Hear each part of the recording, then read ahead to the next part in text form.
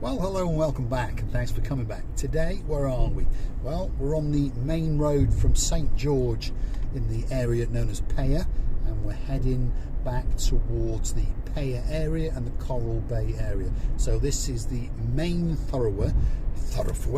Oh, I can't say that word, never mind. The main road from St George area, so that's, well, you can't go much further. If you did, you'd go into the Camas.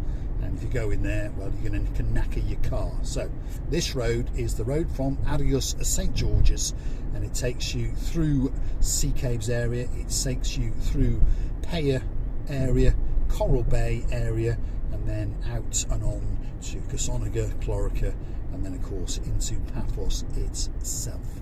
So we're in the area known as Paya. Very, very popular area indeed, for two reasons. One, tourists who like to come to Coral Bay, and number two, because there are an awful lot of expats who live in Paya. Why do they live in Paya? Well, it's a beautiful place, that is for sure. You've got a great seafront area, and lots of villas and apartments to live, and of course it's pretty close to Paphos, and it's one of the areas that was zoned very early on, which allowed foreigners to buy properties. There you go. So in bygone times, you were only allowed to buy properties in certain areas, certain zoned areas, if you were not a Cypriot national. But that's going back a long time ago. But that's why the area known as Paya flourished first. And of course, once it started flourishing, the word of mouth and family and friends and so forth, I think you know how it goes. So Paya is the number one in the Paphos area. More foreign nationals live in Paya than anywhere else. So there you go. That's the way it is. It's a fact, as Marika would say. Now, I was thinking, what should we talk about today as we drive around? Because mainly it's just villas and apartments. So, you know, there's not really any reference points. You can just digest and absorb the beauty and think, oh, that's my mate's house, or oh, that's where I live, if your name is Mr. Paul from Bristol. Anyway, right. I was thinking, because one of our new contributors on the channel, Richard, if you're watching, Richard Davis, with the beautiful wife known as Julie. Yes, I'm talking to you. You mentioned that you lived in the Sea Caves area for a few years. I can't remember if you said 2 years or 5 years, but anyway, you lived in the Sea Caves area for a few years, and hence that's why you found us. Because we understand how people find Marika and me. They normally are Googling Paphos for a holiday, or Paphos for property, or whatever it might be. But that's how you find us. Hopefully, once you've found us, you understand that perhaps they're not really a Paphos channel, as the channel suggests. We are a channel about Marika and me, and the channel just happens to be located in Paphos. So don't worry, there'll be plenty of Paphos content until we up sticks and move somewhere else. But anyway, hopefully by then you'll be addicted to us, and we'll be running around in your bloodstream, and you'll want to keep coming back wherever we may be. Maybe we'll be in Botswana, as so sweet Caroline would like me to be sent to. But I promise you, Caroline, if you're watching, and if I was filming in Botswana, I think you'd need one of those memory foam mattresses, I'm losing my English, mattresses to absorb all the potholes that are over there. But to be honest, I wouldn't mind a memory mattress in my car now, because the roads surely aren't going to get worse. I know that. So stick with us and get your bottom comfortable. Go and get yourself a little drink, maybe a Nigel Big Guns or something even stronger maybe, because you're going to have to put up with me for around about 20 minutes as I ramble on useless information as we drive around. Now, Alan, get ready, switch the machine on. I've looked over my right shoulder, I can see that little twinkle in your eyes. You are ready to go. Now, back to Richard. Richard suggested that perhaps we should talk more about the pros and cons of Paphos, you know, Cyprus in general. What is it really like to live here? Is it actually paradise? Is everything wonderful? And for most of the part, yeah, it is. It's a very, very nice place to live.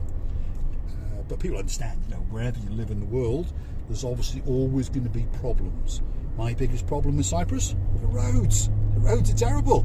They're absolutely diabolical. But then, of course, they are in North Wales, they are in New York, they are in London, they are everywhere. So it's no worse and it's no better. What are some of the positives of living in Cyprus? Well, you've heard me complain about the gun barrels in blue, the policemen, and I mean it in jest. I've got one or two of friends of mine, so quite useful to have friends in high places, if you understand me. Now, in olden times in Paphos, if you knew a police officer, you could literally get away with murder. But of course that's the same in most countries of the world in the olden times. But of course now we've entered this modern time, and to be honest, even if you know the chief of police in Paphos, which I do, you can't get off with much. Maybe he can reduce your speeding ticket, maybe. But is it really worth him risking his job for that? Probably not, so he probably won't. He'll probably say, look, don't do it again, pay the damn fine, you idiots. So anyway, shout out to you, Stavros. If you're watching, you're probably not. If you were, you'd probably arrest me for some of the things I've said against the Republic. Anyway, let's go down this way. Let's go right here. Flower shop was on the right hand side. That's the road up to Cathecus, if you're curious to know where we are. We're going to go down this road. This road's had a bit of tarmacking, by the way, so anyone who's not been here for the last 3 months would not know that. They'd have gone, my God, he's just turned down the road from hell. It's still a road from hell because the tarmac is, well, Sherlock Holmes, but it's a lot better than it was, shall we say. Now, where are we? Upper Paya. So if you want to buy a villa, if you're curious, you're probably going to need $500,000 and some chump change. Otherwise you're not going to buy one, and there's many of them, $1 million, $2 million, and if we go to the top row up there, 3 to 4 to 5 million even. So there's a couple of people with a couple of bob up in and around this area, and luckily for me, quite a few of them are my customers, so when they clip their gate posts, perhaps when they've had that little drink too many, they give me a call. So yeah, I mean, talking about that there, the police, they are quite lax, okay? So there's a happy medium between being lax and being too severe, and I would say, I make fun, but I mean it in fun, that the police in Paphos have got it just about right. So if you were over the limit in Peyia, for example, and the police pulled you over, the local police that is, they would probably ask you where you lived, if you live here, if you're a resident, and tell you to bugger off, don't do it again. If you're a tourist, well, they'll be a bit more severe on you, because you shouldn't be drinking and driving in a foreign country, and that is true. You shouldn't be drinking and driving. I mean, I don't drink at all, although people who've watched the cocktail videos are now starting to understand that I'll have a sip now and again. So, but I don't drink at all. I really don't. I'm a teetotaler. Totally against drink driving, by the way. But I do understand that quite a lot of my turnover in my business does come from some of my customers liking a tipple. Some of them tell the truth and some of them don't. But, you know, as long as they don't hit me head on, I suppose, I should be quite happy. Get my hand in their pocket, have a rummage around in their wallets and say thank you very much, which is what I do. So anyway, there we go. That's me rounding on, giving you a bit of an insight into Murray Cymru. Look at that for a view. Spectacular, eh? That's the glistening of the sun rays coming down through the clouds and they're refracting off the blue Mediterranean Sea. Truly spectacular. That's why many people live in Upper Paya, by the way.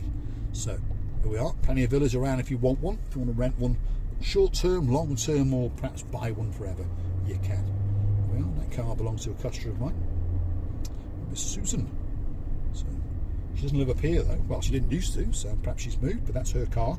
And I can tell by the way it's parked that it's her driving it, because she likes to park off the road, where lots of people in Cyprus just park on the road and they don't have much care or respect for anybody else.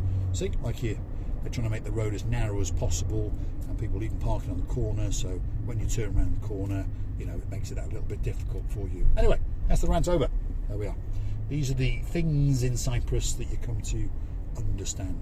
Going through red traffic lights, I say to everyone that I meet when I have a conversation about red traffic lights, what I say is, when you come to a set of traffic lights, if they're on green, obviously it means it's your right of way, but that doesn't mean that there may not be someone coming the other way, so don't always assume.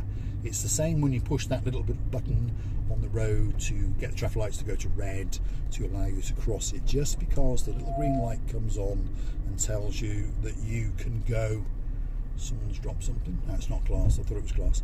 Just because someone tells you you can cross the road, that doesn't mean the car coming has seen you. Don't assume he has. Because in Cyprus we have a bit of a tradition of driving with a mobile phone in one hand, or perhaps two mobile phones, you never know, and a frappe and a cigarette, and on top of all that we like to be adjusting our flip-flops, and you never know, you might find Mr. Paul coming along with a selfie stick and a camera in his hand as well. But don't worry, you will be kissed with a beautiful Mercedes badge and on your forehead. There we are. So at least you'll have known you've been run over by a Mercedes. You know, it wasn't a lesser car like a Nissan or a Mazda or something like that. Anyway, we are in Midtown Paya, and you are surrounded by villas and bumpy roads, as you can see, that are owned by foreign expats. I mean, I could just stand here now and go, that's a customer of mine, that's a customer of mine. In that little close over there, I've got 2 or 3 customers. When we come into the back entrance of this development on the side here, 6 or 7 customers in there. And most of my customers don't want to come back, if you understand me, but they do, because of course they keep on hitting things, or things keep on hitting them. And then of course I've got a mechanics division as well, so you know, cars do need a bit of maintenance now and again. So once you've come to us, you normally come back. Why? Because, well, we do a good service, if you understand me. Not going to say that we're the cheapest, we're not, but you cannot put a price on service. To use the words of one of my customers who lives just up the road, and Mr. Mackenzie, he says, don't even question the price that Mr. Paul gives you, because it's all about the service, and that bit you can't put a price on. The way he said it to me once, he said, and I was actually humbled by the way he said it. He said, what happens is you get Paul's number, you phone Paul up, you tell him where you are, but normally you're not able to because you don't know where the hell you are. So he listens very carefully, and then he gets in a car and he comes to you at your house or wherever you broke down, and they take your car away. And then if you are broken down by the side of the road, they'll give you a lift home. And he says, don't worry, and off they go. And then a couple of days later your car comes back and it's been washed and cleaned inside and out, and you ask him how much, and he says how much, and you give him the money and you shake hands, and there you go. You hope never to see him again, but of course you do. So as he says, it's all about the service and nothing to do with the money. There we are. Because no other garage in Paphos can give you the service that we do. And I know I'm blowing my own trumpet, but no other garage in Paphos can give you the service that we do. So if you own a car, if you rent a car, or you've stolen a car and you clip it on a lamppost, or someone clips you, or it breaks down, give us a call, and we will make that little problem go away. And it'll only hurt your wallet for a couple of days, because you must understand, most people who are living in Cyprus, they've got plenty of money, you know, plenty of money, let's put it that way. You cannot live in a foreign country unless you've got a good income. And if you're coming on here on holiday, well, you know, a holiday is not an essential thing. So again, you must have enough money. I'm not going to say plenty, but you must have enough. Anyway, let's get back to the task. Driving around Peyia, obviously, is what we're doing, and talking about some of the pluses and some of the minuses of living in Cyprus. Let me clear my throat. Now, this time of year, as you can see, the weather is very nice. T-shirts for most of us if you live here.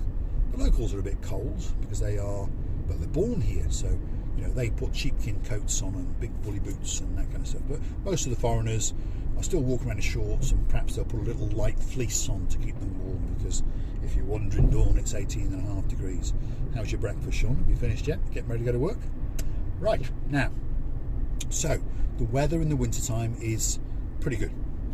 In the summertime, well, the weather's pretty good, but of course if you live here all year round, yeah, you know what I'm going to say, through June and July and August, to be honest, it's a bit too hot.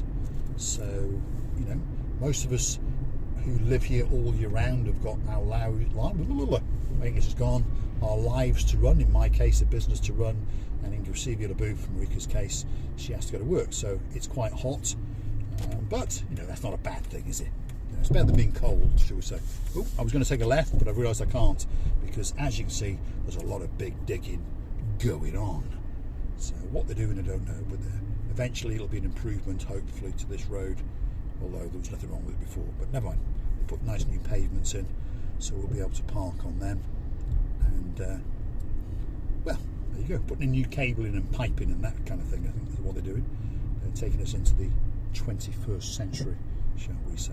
Anyway, back to Cyprus, pluses and minuses. People have commented that it's cheaper to live in Cyprus. Compared to the UK, utility bills, that kind of thing, Germany, Switzerland, Holland, yeah, the bills are less, but of course the salaries are much lower. So if you were coming over here to work in, how do I phrase this now, if you were coming to work in the Cypriot society is what I'll say. So if you were coming over here looking for, you know, a job, if you were husband and wife coming over, if you were coming over here looking for 2 jobs, so, you know, let's say the wife is going to go and work in, I don't know, restaurant, supermarket, you know, normal jobs, normal humdrum jobs, and the husband's going to go look for a job in a property maintenance company, that kind of thing, and you're going to work for other people, you're going to earn probably around about €1,000 a month each, which is enough for you to live, obviously, but you're not going to have a great existence, shall we say. You'd probably be better off staying in the UK, staying in Holland, or wherever you might be coming from, unless, of course, you're coming from the poorer countries. You know, if you were coming from Russia and you were coming from Georgia and those kind of places, and you were not rich, you are going to earn more money here, and you will be able to send money back to your mother and father, you know, your children back in your home country. So that's that bit. Now, obviously, there's a lot of expats living in downtown Paphos, and they do work here, and they do live a very, very good lifestyle. So how can that be? Well, most of the expats in and around the Paya area who are still working, if you understand me, they will be working in the oil and gas industry.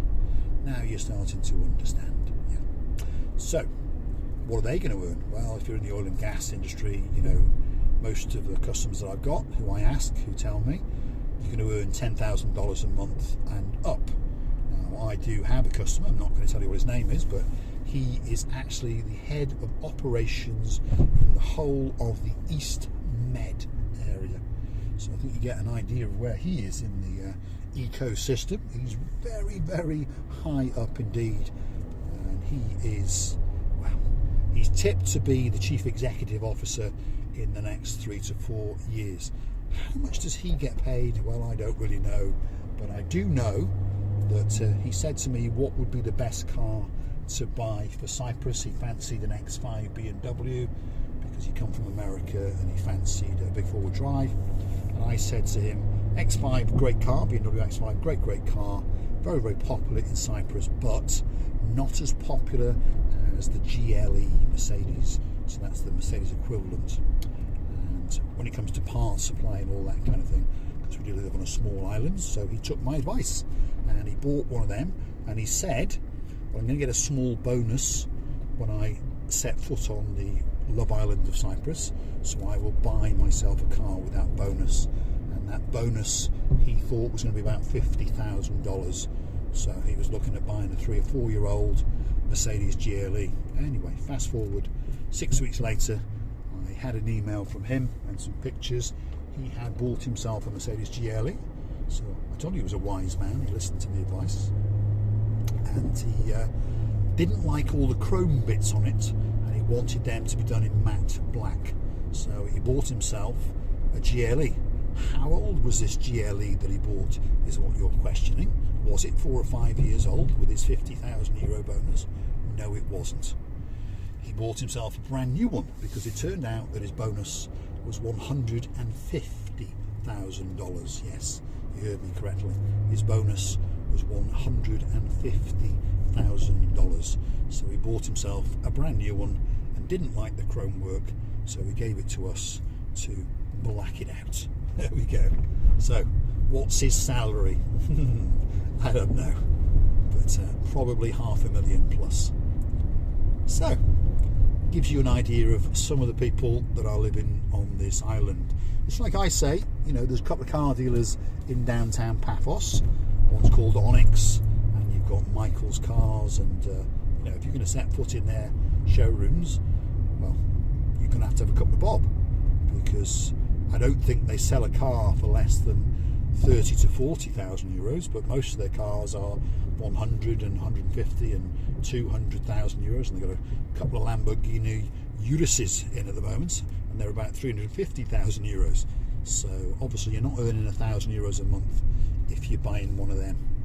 So there we go. Now I think we'll go up on this road over here. We've come through Paya, and this up here is a place where I like to go because I think the view is truly exceptional. So I know this video's gone on, but hopefully you've enjoyed the drive. I'm pretty sure Alan has, and I'm pretty sure David has as well, and hopefully Caroline's bottom is not too sore, and hopefully that's a memory foam pillow you're on, Caroline. So let's go this way and give you some, well, spectacular views. And I'm going to say thanks for watching. If you like what you see, hit the like, click subscribe. Why not come back for a little bit more of my insanity of rambling on about rubbish? And you could, if you really want, go through to my about page and hit the coffee icon and buy us well, half a gallon of petrol. There you go. Look at that for a view. I don't think it gets much better than that. So stick with us. We'll go for a bit of a wiggle down here, and it's one of the back roads in uptown Paya. As we descend, I promise you a spectacular view across that blue Mediterranean Sea. I truly appreciate your company, by the way, and please comment and give me some more ideas of where you'd like to go. James Henry asked us the other day to go into the Coral Bay Strip and around the back looking at some of the villas, so we've done that one for you. Look at that. Wow. Doesn't get much better than that, eh?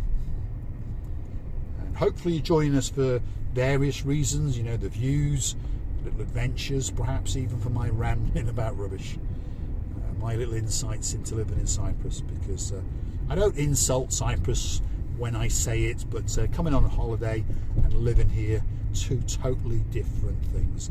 And I understand that, you know, I live in a small little area known as North Wales, and people come there on holidays as tourists and they think, oh, it's wonderful, what a beautiful town, and this and that.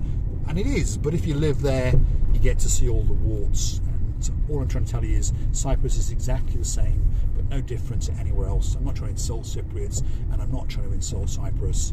It's a beautiful place. Most of the Cypriots that you meet are very nice people indeed. Even Gumbaru #1, the mayor, he is an absolute superstar. And we understand that the roads are way beyond his control. We understand that he's given money from the EU, and he has to spend that money on making the city a smart city. He has to spend that money on the bus station, and I'm pretty sure he would love to spend it on the roads, but he can't. So I'm not stupid. I just like to poke fun at him, the boys in blue and the little boys on the scooters, and I wish no harm to anybody. We're not that kind of channel. There we are, customer of mine bought a new car. Look at that. She's bought herself a brand new Honda. Yeah, she always buys Hondas. You wonder what the hell is she on about. There's a lady over there in that house. She bought herself a new Honda, and that's about her fourth Honda. That's how I know it's her. So if it had changed cars, perhaps maybe she would have moved. Got a Russian customer up there. Customers everywhere. I love Paya. I really do. 40% of my money comes from Paya. There we are. So we come to Paya every single day. So if you like driving around Paya, you're going to see quite a few driving videos around Paya.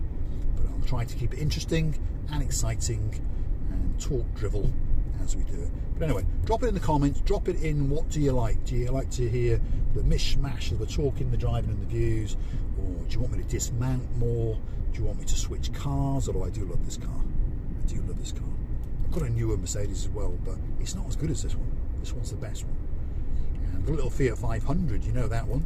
People have commented, where's it gone? Well, we're waiting for a gearbox. It's been a very, very unreliable car. It's had a new engine, it's had a new braking system. Now it's waiting for a gearbox.